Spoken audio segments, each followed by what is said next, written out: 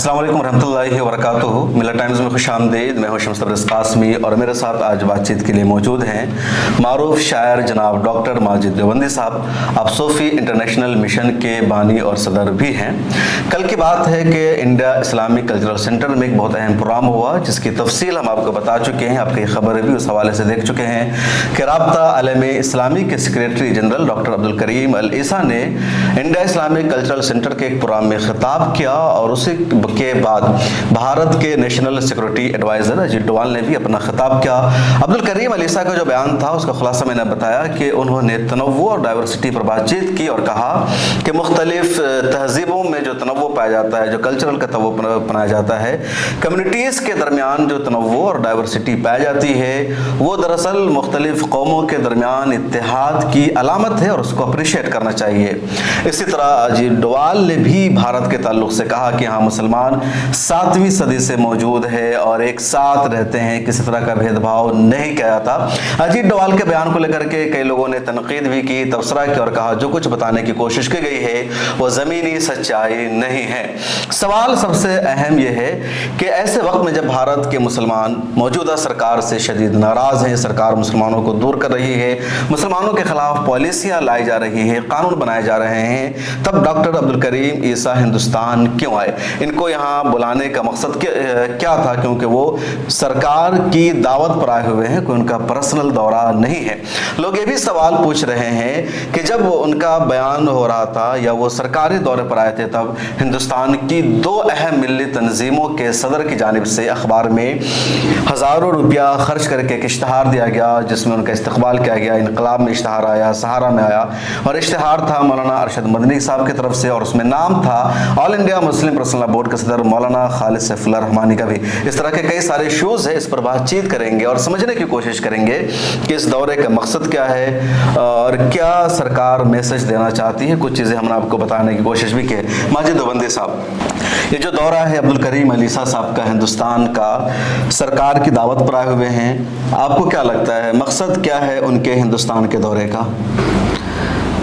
आपने अपने शुरू की गुफ्तगू में पूरा खुलासा कर दिया और मैं समझता हूँ कि मकसद पूरा वाज़ेह हो गया। आपने अखबारात में इश्तहारात के हवाले से कहा, एक इश्तहारात हमने देखे वो हज़ारों नहीं, मेरा ख्याल है 10-5 लाख रुपए के इश्तहारात होंगे। उसमें मौलाना अरशद मदनी साहब की तरफ से वो इश्तहार था, लेकिन उसमें मुस्लिम पर्सनल बोर्ड के सदर का नाम था। मैं समझता हूँ कि वो इसका मतलब ये ना समझा जाए क्या कि मुस्लिम पर्सनल बोर्ड की तायद इस इश्तहार को थी।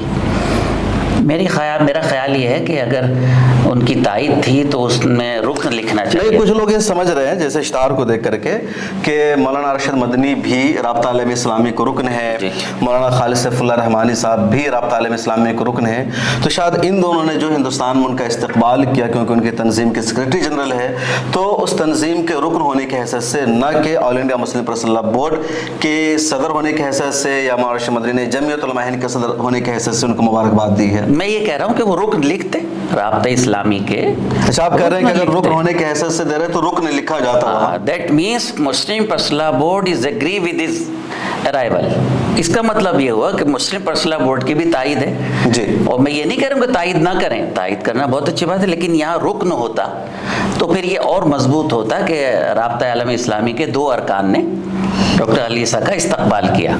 या फिर आप मुस्लिम पर्सनल बोर्ड की तरफ से भी एक इश्तहार दे दीजिए। इश्तहारात देने में तो जाहिर है मतलब है क्या इससे क्योंकि आप का 30-40 सालों का तजर्बा है, तमाम मिल इशूज़ पर आपकी नज़र है कि इससे पहले भी ऐसा हुआ कि भारत में सऊदी अरब के किसी भी मुस्लिम मुल्क के कोई मेहमान आए हों, बड़े ओहदा पर रहने वाले, और भारत की इतनी बड़ी मिली तंजीमों की तरफ से इसी तरह इश्तहार दिया गया हो, इस्तकबाल किया गया हो? इंडोनेशिया की गुफ्तगू हो रही थी आपसे जी। वो तो इंडोनेशिया वाले आए और चले भी गए, पता नहीं लगा लोगों को, इसलिए कि मुल्क का उन लोगों को नुमाइंदा बनाकर पेश करती है जो, मैं माफ़ी चाहता हूँ, जो मुसलमानों के नुमाइंदे नहीं होते जी। वो 25-30 करोड़ के नुमाइंदे नहीं होते, वो एक ख़ास जहन के नुमाइंदे होते हैं। और यहाँ ख़ास जहन से मेरी मुराद ये है वो ख़ास जहन जिसे हुकूमत अपना ख़ास समझती हो जी। बात तो यह है कि जो प्रोमिनेंट फिगर ऑफ मुस्लिम्स हैं वो इस्तकबाल करें, हम भी करते हैं, कोई बात नहीं, लेकिन ये मौजू बहुत अहम है। तो तो आप कह रहे हैं तंजीम के बिहाफ पर नहीं होना चाहिए। नहीं, तंजीम अपने उससे करे, सरकारी उससे क्यों कर रही है? मतलब ये सरकारी इश्तिहार था क्या? नहीं, सरकारी इश्तिहार नहीं था, लेकिन सरकारी जहन की तशहीर के एतबार से मैं इसको समझता हूँ। हाँ, मतलब ये सरकारी मेहमान है, आपको उनसे बात करने का मौका नहीं मिला, मुलाकात करने का मौका नहीं मिला, आप उनको क्योंकि राब्ता आलम इस्लामी का मकसद भी है कि दुनिया भर के मुसलमानों को जोड़ना, मरबूत करना, उनके मसाइल को समझना, तो आप उनसे मुलाकात करके अपने मसाइल को बता नहीं सके, लेकिन आप उनका इस्तकबाल कर रहे हैं। अगर आपकी दावत पर आए होते आप, या कम से कम उनका एक हक था कि अगर वो हिंदुस्तान के मुसलमानों की बात कर रहे हैं तो कम से कम यहाँ की मिली तंजीमों से मुसलमानों के साथ एक अलग से मीटिंग रखते, बातचीत करते, क्योंकि तो सरकारी प्रोग्राम था। बिल्कुल नहीं, उसमें यहाँ एक मेरे जहन में एक और बात आई शम्स भाई, कि ये program India Islamic culture centre की जानिब से था। खुसरो फाउंडेशन का भी उसमें इश्तराक था। ज़ाहिर है Khusro foundation, India Islamic culture centre और पस पर्दा ज़ाहिर है पूरी हुकूमत, डोभाल साहब का बैठना तो ज़ाहिर है पूरी हुकूमत है, तो गोया कि तीन लोगों का मुश्तरका प्रोग्राम था। लेकिन उसमें मज़ेदार बात और मैं समझता हूँ शायद अफसोसनाक बात यह है कि सामीन में आपको मुसलमानों की अहम तरीन शख्सियात 15% भी नहीं थी। भाई जो मुसलमानों की नुमाइंदगी करते हैं लोग, उनमें से 15% लोग नहीं थे, सिर्फ गिने चुने थे जो उनकी फहरिस्त के मुताबिक मुसलमान हैं। आप किनको मानते हैं मुसलमानों के नुमाइंदा जो होने चाहिए नहीं थे और जो मौजूद थे वो? नहीं, जमीयतुल उलमा हिंद के अहम तरीन लोग नहीं थे जी, बल्कि माफ़ कीजिएगा दो जमीयतुल उलमा दो सदूर के नहीं थे, दोनों सदूर थे। ये हिंदुस्तान नहीं दुनिया में पहली तंजीम है जिसके 2 सदर हैं, जो 2 सेक्रेटरी हैं। तो ना दोनों सदर थे ना दोनों सेक्रेटरी थे, बल्कि एक सदर ने इस्तकबाल किया वो इश्तहार में, दूसरे सदर का तो इस्तकबाल भी नहीं आया। मेरी मुराद इन जमीयतुल उलमा से, इन लोगों से इख्तलाफ की नहीं है। हमारे अकाबरीन की ये बड़ी तंजीम है, 100 साल से उनकी अहम तरीन खिदमत है, उसको भुलाया नहीं जा सकता। लेकिन इस अहद में, इस ज़माने में जो हम लोगों के साथ हो रहा है, मेरा ख्याल है उस पर हमारी तवज्जो। उन्होंने तारीफ की आज के इनकलाब अगर आपने देखा होगा, डॉक्टर अब्दुल करीम इलीसा के, अजीत डोभाल के बयान की उन्होंने सिताइश की है। करनी चाहिए उन्हें, तो वो नहीं तारीफ करेंगे तो क्या माजिद देवबंदी करेगा, इंटरनेशनल सूफी मिशन करेगी? इसलिए कि इंटरनेशनल सूफी मिशन का तो मसला नहीं है, इंटरनेशनल सूफी मिशन का मिशन है मसावत, हिंदुस्तान की तहजीब, सूफिया कराम का पैगाम। मतलब डोभाल साहब ने सूफिया कराम के हवाले से कहा कि साहब उनका पैगाम रहा है मसावत और इंसानियत। वो हमेशा बोलते रहे कि सूफियाओं ने हमेशा नहीं, तो देश में काम, बोलने में और अमल में तो फ़र्क है ना। सूफिया कराम का तो यह हाल है कि एक बादशाह हज़रत निज़ामुद्दीन औलिया की खिदमत में आना चाहता था, आपने मना कर दिया कलंदर, और एक बार सख्ती से जब उन्होंने कहा कि मैं बादशाह हूँ मुझे कौन रोकेगा, तो हज़रत निज़ामुद्दीन औलिया रहमतुल्लाह अलैह ने फरमाया कि फ़कीर के हुजरे में 2 दरवाजे हैं, एक दरवाजे से बादशाह आएगा, दूसरे दरवाजे से फ़कीर निकल जाएगा। लेकिन वो सूफिया की बात कर रहे हैं, आपने गुफ्तगू छेड़ दी है। अभी तो दिल्ली में 10 मज़ारों को मुनहदिम कर दिया गया है, और मज़ार यकीनन सूफिया कराम की थी, बुजुर्गों की थी। उत्तराखंड में तोड़ा जा रहा सिलसिला चल पड़ा है जी। अच्छा माजिद देवबंदी साहब, सीधे मुद्दे पर आते हैं। अब्दुल करीम ईसा साहब को हुकूमत ने इस वक्त क्यों बुलाया है, मकसद क्या है? ये तो हुकूमत बताएगी, लेकिन मेरा ख्याल है अमेरिका में एक सवाल ने सबको परेशान कर दिया। ये बहुत गहरी और हमारे प्राइम मिनिस्टर मोदी साहब से जो सवाल पूछा गया था, और उन्होंने बहुत अच्छा जवाब दिया था कि हमारे यहाँ तो डेमोक्रेसी है, सब लोगों को साथ लेकर चलने का एक मिजाज है।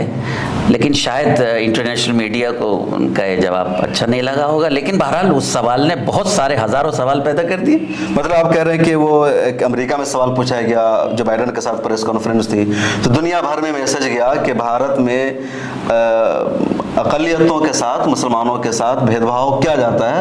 तो अरबों में भी बेचैनी है। इंदो ने भी खबर आ रही है कि जो अरब अवाम है, अरब हुकूमत का, चूँकि हुकूमतों के मामले अलग होते हैं, अवाम के मामले अलग होते हैं, तो अरब अवाम में बहुत ज़्यादा बेचैनी है भारत के मुसलमानों को लेकर के, यहाँ के हालात को लेकर के। ट्विटर पर कुछ चीज़ें नज़र भी आ जाती है, अल जज़ीरा ने भी लगातार रिपोर्ट की है।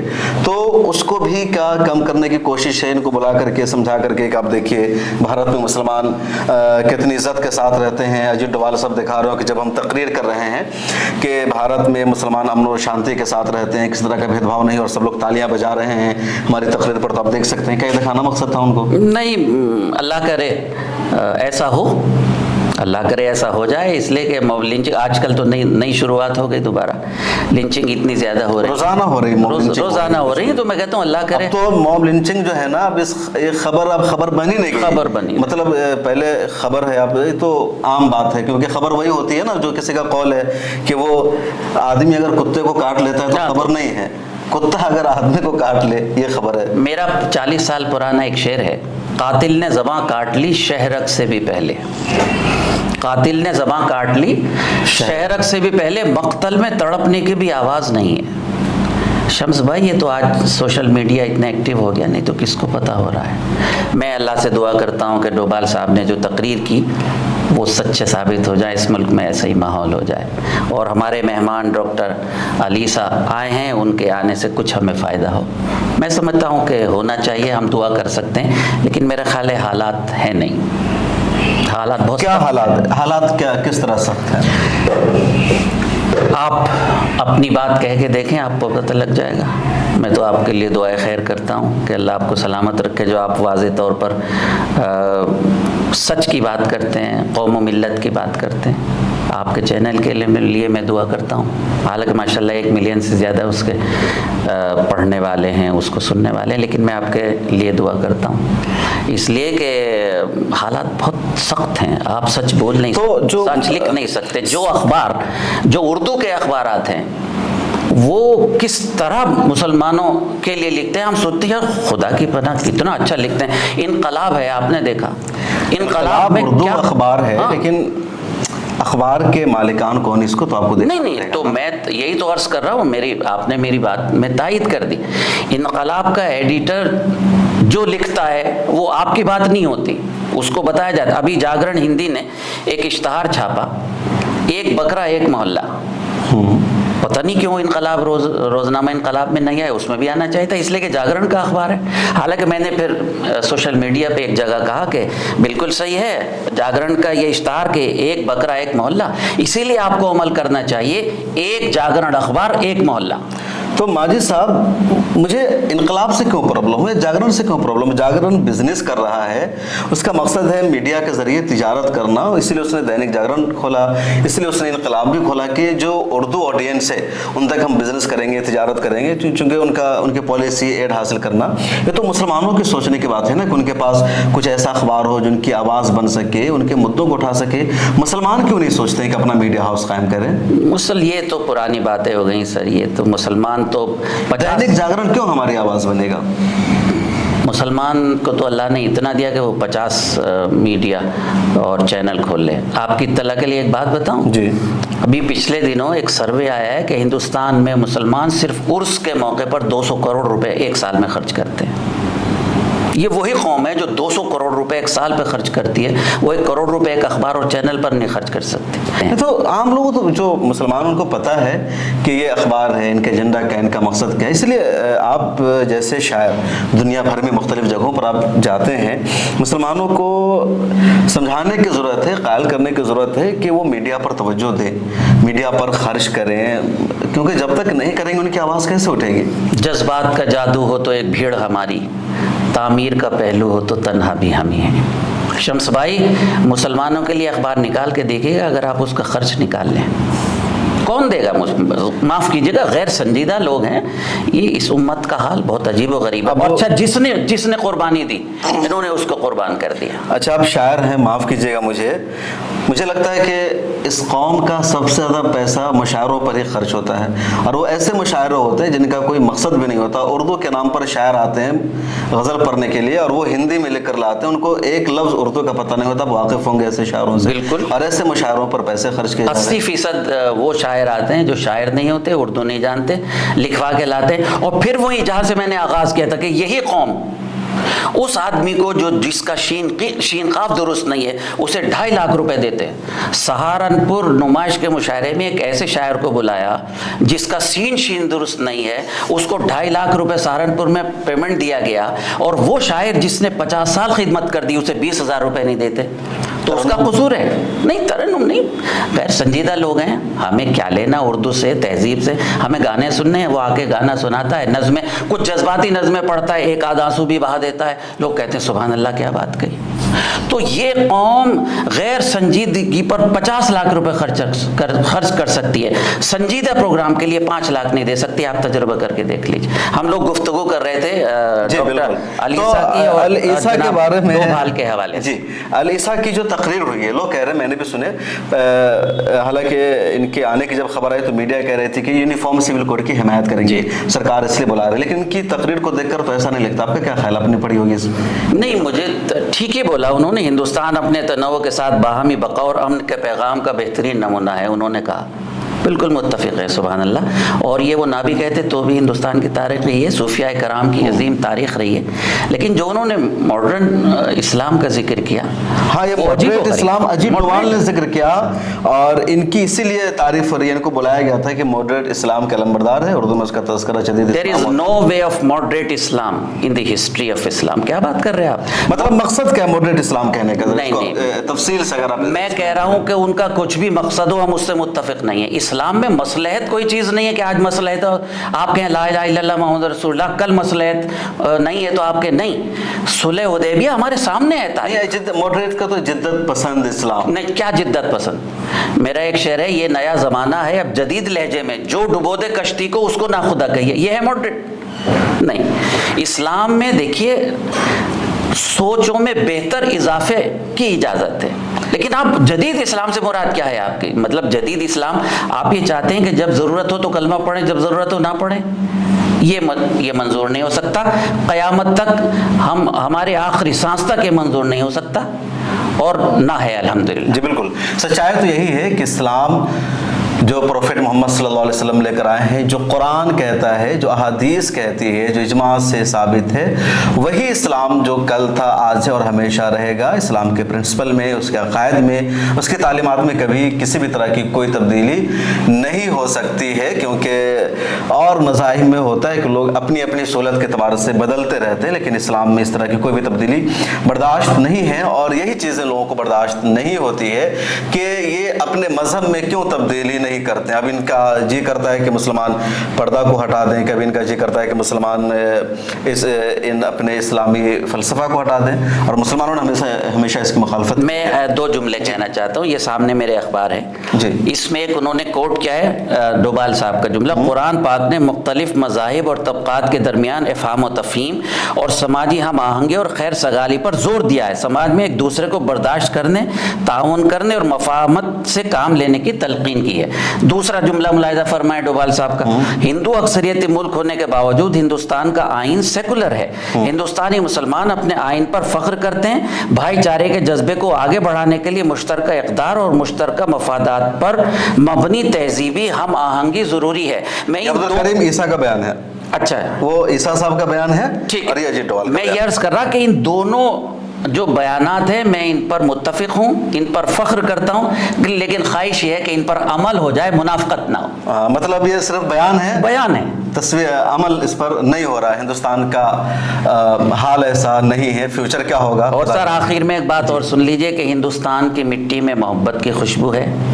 یہ ملک دشمن، اتحاد دشمن کتنا بھی کر لیں، یہ بادل ہیں نفرت کے، مٹ جائیں گے انشاءاللہ تعالیٰ. پھر اس ملک میں پیغام ہے صوفیاء کرام، پیغام دین، اور انشاءاللہ تعالیٰ اس ملک کی محبت کے خوشبو کو عام ہونے کا موقع ملے گا. یہ خوشبو پھیلے گی، یہ نفرت کے بادل چھٹ جائیں گے، اور انشاءاللہ پھر دور آئے گا. لیکن انما الاعمال بالنیات، عمل کا دار و مدار نیت پر ہے. کاش ایسے لوگوں کا انتخاب ہماری حکومت ہند کرے جو اسلام کے حوالے سے، صوفیاء کرام کے حوالے سے مخلص ہیں. معاف کرنا، سرکاری طور پر جو حاضر باش لوگ ہیں ان سے کوئی ترقی نہیں ہوگی، نہ پیغام پوری دنیا میں جائے گا. بالکل.